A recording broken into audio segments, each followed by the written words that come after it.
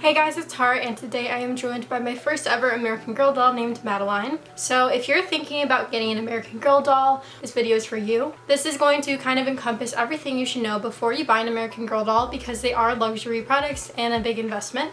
So let's get into it. So first I'm going to go over a brief history of the company. So American Girl began as a company called Pleasant Company, which was founded by Pleasant Rowland in 1986. Pleasant had a love for American history and empowering young girls, so she wanted to create a company that would combine education with toys. And the first official line was called the American Girls Collection, and it featured Kirsten Larson, Samantha Parkington, and Molly McIntyre. And in 1998, Mattel bought Pleasant Company, and they still own American Girl. My first doll I bought in 2009, and she was Mattel, obviously, but the older dolls, especially originals like Samantha, Kirsten, and Molly, will likely be Pleasant Company.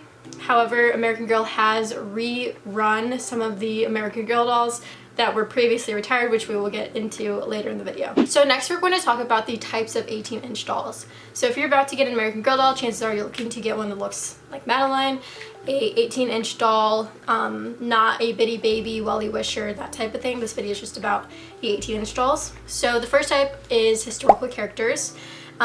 These dolls each have a story that is their own in that time, ranging from the 1700s to 1999. These dolls have outfits and accessories that correspond to their time periods and play sets that relate to their hobbies. So the first three original American Girl dolls are considered historical characters. Next we have Girl of the Year dolls, which are released yearly.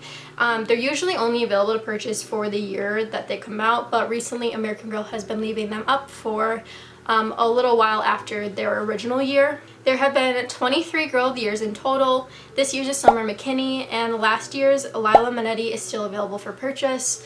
There have also been leaks of the upcoming Girl of the Year for 2026, which I'm not going to talk about in this video, but if you're interested, you can look up pictures and maybe hold out for that doll if you are looking for that to be your first doll. Next we have the Truly Me line, which Madeline is a part of. She is Truly Me number 29, who is now retired. But Truly Me is American Girl's largest line of dolls. Its original inception was inspired by the desire to offer a doll that looked like the girl who would own it, or the person who would own it.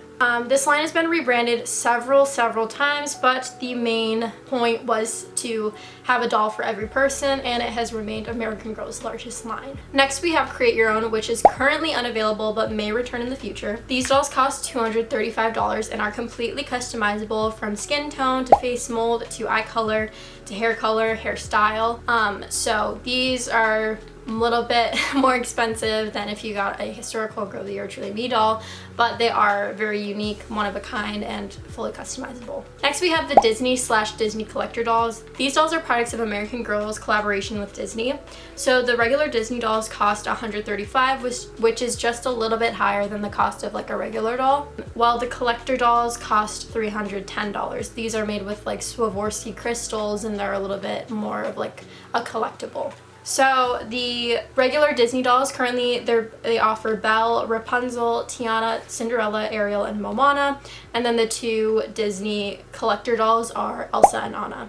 So speaking of collector dolls, that is the last category. These dolls are generally released yearly for the holiday season, but the two current dolls being offered are $275. These are the previous holiday dolls. I wouldn't recommend this as a first doll just because it's more of a collectible item. Your first doll is supposed to be something that you can play with, have fun with. So these dolls are really meant for like display purposes, in my opinion, so probably not ideal for your first doll.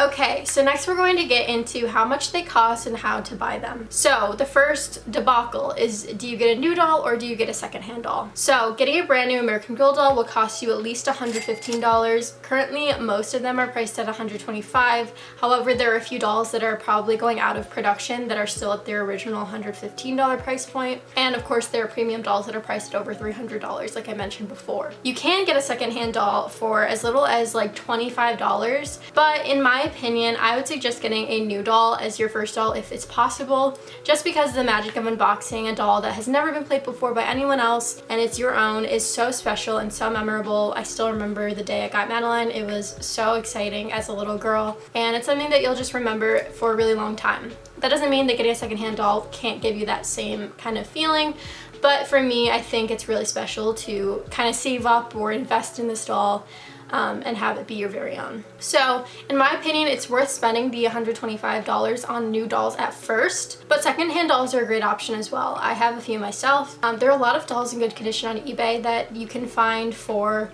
like I said, as little as $25. Those are probably a little bit fixer-uppers, but $50 to $75 can get you a pretty good condition doll nowadays.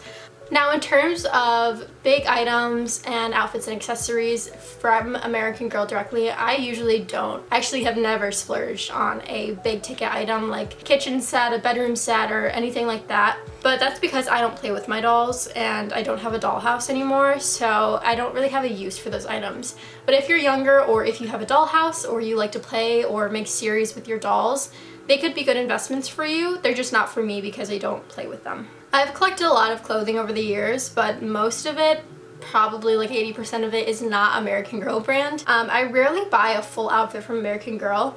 This is just my personal preference because I tend to style my dolls in more modern, mature clothing, and I feel like sometimes American Girl outfits can feel a little bit childish, which is fitting because the dolls are supposed to be like 8 years old, so there's nothing wrong with that. Just in my personal style, I like to dress my dolls as if they're more like teenagers. But something that is exciting is if you get a outfit with your first doll, because that's a little bit different. Then you have something to change her into once you're sick of her meat outfit, so that's a little bit different, and I think I would invest that in my first doll.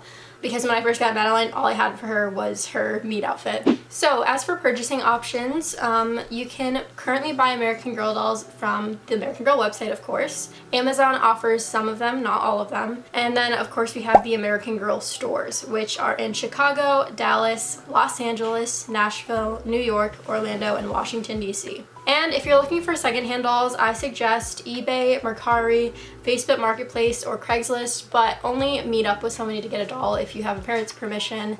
And even if you're over 18, I still would go with somebody to collect your item from a place like Facebook Marketplace or Craigslist. Okay, next we're going to talk about how to care for an American Girl doll. So hair care is probably one of the most important aspects because the hair can really kind of show the age of your doll if you don't take care of it correctly. The number one thing is to always use a wig wired brush on your doll. You can buy these directly from American Girl when you order your first doll, which I would recommend so that you have it right away and you can brush your hair right away. You can also get it from Amazon or a beauty supply store. And I would also get a spray bottle because you pretty much only ever need water to style your doll's hair. Whenever you're brushing your doll's hair, brush it from bottom to top and be gentle around any knots. You don't want to pull out a ton of hair, although some shedding is natural with dolls. And for dolls with curly or textured hair, avoid brushing it and instead finger style it. So if she had curls, I would just take it and wrap it around my finger instead of trying to brush it or curl it in any other way. Usually washing your doll's hair is not necessary, but if it gets really dirty, you can wash it with a mild dish soap and warm water. Next, for storage, I like to keep all my dolls in their original boxes or on a doll shelf. You can also keep them in plastic bins, but I would say storage is very, very important, especially as you begin to grow your collection. These dolls are technically luxury items. They cost $125 each, and that's not like buying a monster high doll that will run you at most like $30, you know?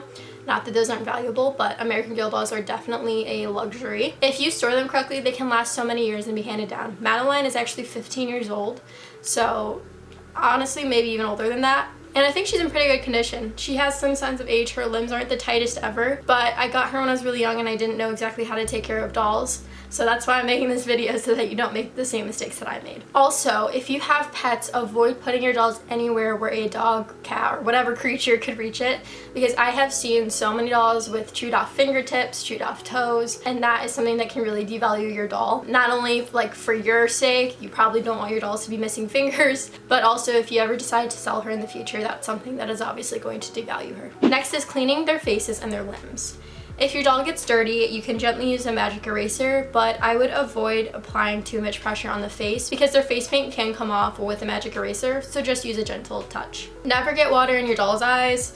because this can cause silver eye. I'll insert a picture here. This can happen if their eyes get wet, so just be very careful of that. My last section for this video is my tips for first-time buyers. So my best starter dolls, I would suggest a doll with probably straight hair if it's possible. My first doll, Madeline, had straight hair, and I think I would not have been able to handle a doll with curly hair at the age I was at, just because it's a little bit tricky to take care of. Wavy hair could also be okay, although I did have Annabelle as my second doll, just like number 55, and I still managed to like kind of straighten out her waves, which I've since restored. But I would say stick to wavy or straight hair dolls if possible. A doll like Isabel Hoffman, who has mid-length straight hair, would be a perfect starter doll because her hair is not long enough where it's going to get super tangled, and it's also straight and silky, so it's hard to really mess it up. Next is things to avoid. So be aware of any clothing that could possibly stain your doll's limbs. Even clothing from American Girl has the possibility to do that. So just if you're putting anything that's brand new or really darkly dyed on your dolls,